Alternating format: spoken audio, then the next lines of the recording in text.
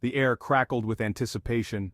The energy was palpable, a mix of excitement and tension that seemed to electrify the very atmosphere.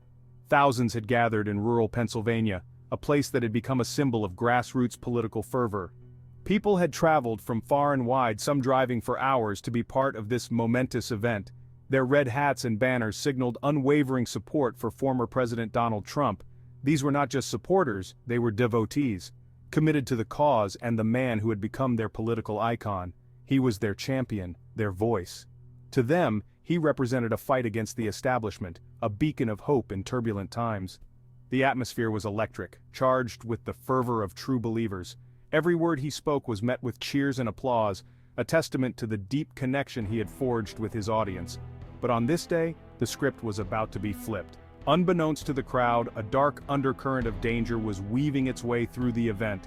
A sinister plot lurked in the shadows. The excitement of the rally masked the presence of those with nefarious intentions. As Trump addressed the crowd, a volley of gunshots pierced the air. The sound was jarring, a violent interruption to the jubilant atmosphere. The sharp staccato bursts cut through the cheers, replaced in an instant by screams of terror. The crowd's collective joy turned to fear as the reality of the situation set in. The crowd, moments ago energized and united, erupted in panic. People pushed and shoved, desperate to escape the sudden threat. A mad scramble for safety ensued. The orderly gathering dissolved into chaos as everyone sought to find a safe place. The stage, once a platform for political rhetoric, transformed into a scene of chaos. Microphones were knocked over, banners torn down in the rush. Secret Service agents, their faces etched with urgency, swarmed Trump. Their training kicked in, and they moved with precision and speed. They hustled him off stage, his face a mask of disbelief.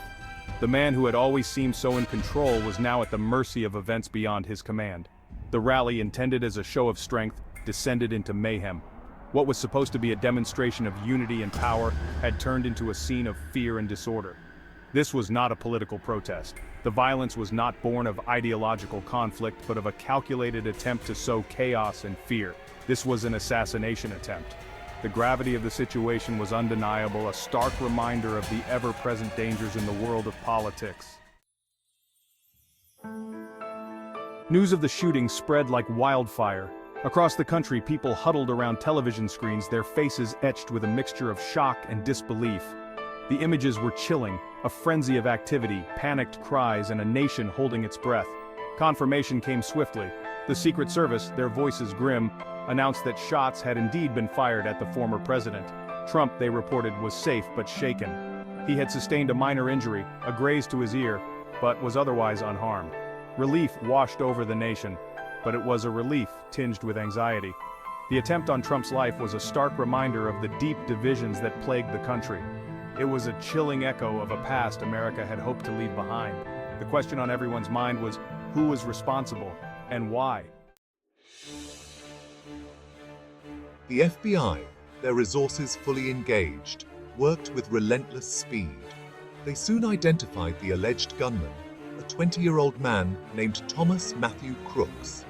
Crooks, a resident of Bethel Park, Pennsylvania, was described by neighbors as a loner, a recluse who rarely interacted with others.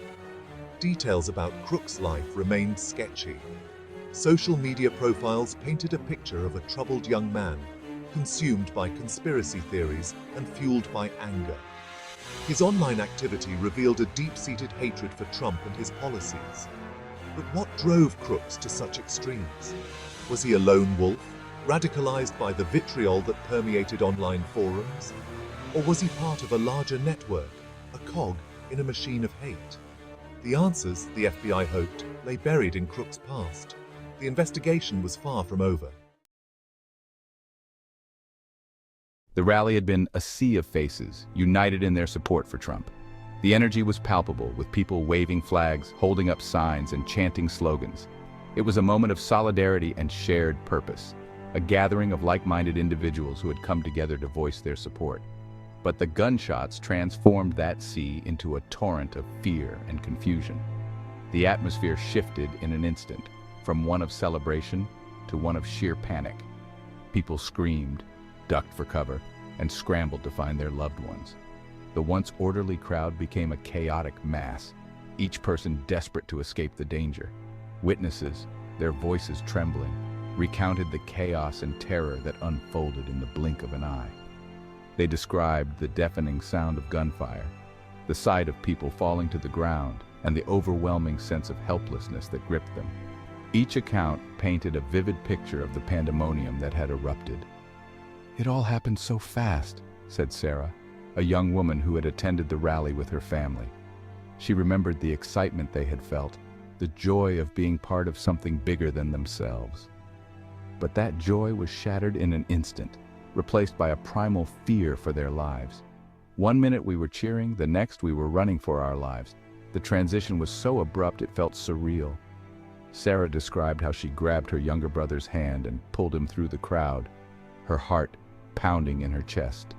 She could hear her mother calling out, trying to keep the family together amidst the chaos. Her voice cracked as she spoke, the trauma still fresh in her mind. The memories of that day were etched into her consciousness, a constant reminder of how quickly things can change.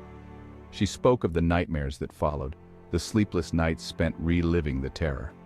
John, a burly man who had stood near the front of the stage, described the moment he realized what was happening. He had been so close to the action, he could see the expressions on people's faces as they turned from joy to horror. The realization hit him like a punch to the gut. "I saw a man on the roof of a nearby building," he said, his voice low and shaky. "He had a gun." The sight was almost too much to process. John described how he froze for a moment, his mind racing to comprehend the danger. He knew he had to act, but fear held him in place. He was aiming it right at Trump. The realization sent a chill down his spine.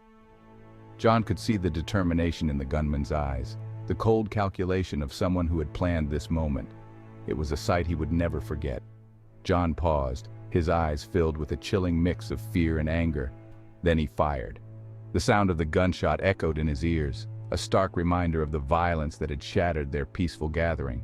The image of the gunman, the chaos, and the fear would stay with him forever, a haunting memory of a day that had started with hope and ended in tragedy.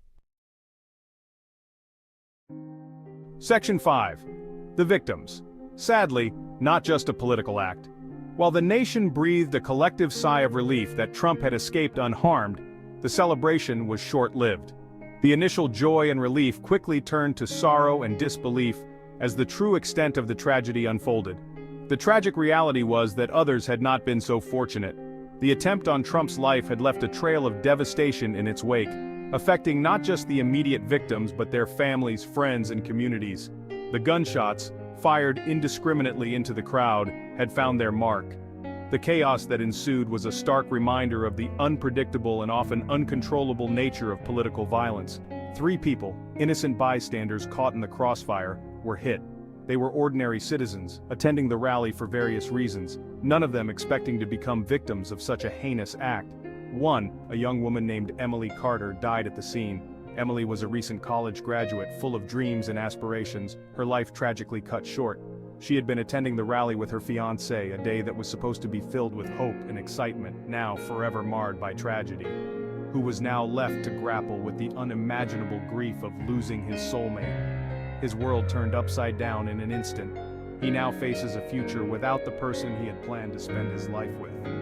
The other 2 victims, both men in their 50s, were also caught in the crossfire.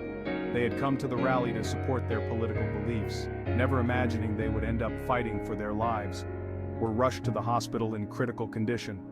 The swift response of the paramedics and medical staff was crucial, but the road to recovery would be long and uncertain. Their families, their lives upended, were left to navigate the emotional and physical toll of the incident. The impact of the violence extended far beyond the immediate victims, affecting everyone connected to them, kept vigil by their bedsides, praying for miracles.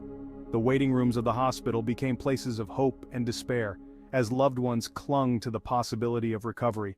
The attempt on Trump's life had claimed innocent victims, a stark reminder that political violence has far-reaching consequences. It serves as a grim reminder of the human cost of political extremism, a stark reminder that political violence has far-reaching consequences. The ripple effects of such acts of violence are felt throughout society, highlighting the need for dialogue, understanding, and peaceful resolution of conflicts. The political landscape is more fractured than ever. Each side is digging in, unwilling to compromise. The recent events have only intensified the deep-seated divisions. As tensions rise, the path to reconciliation seems increasingly elusive.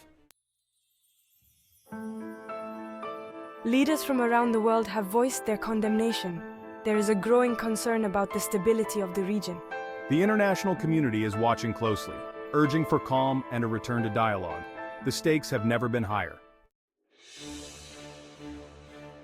We are committed to uncovering the truth. Our team is working tirelessly to ensure that justice is served. As the investigation progresses, new details emerge, shedding light on the complexities of the situation. The quest for answers continues. Amidst the turmoil, voices calling for peace and unity grow louder. The hope for a better future remains, even in the face of adversity. Do not forget to like, share, and subscribe.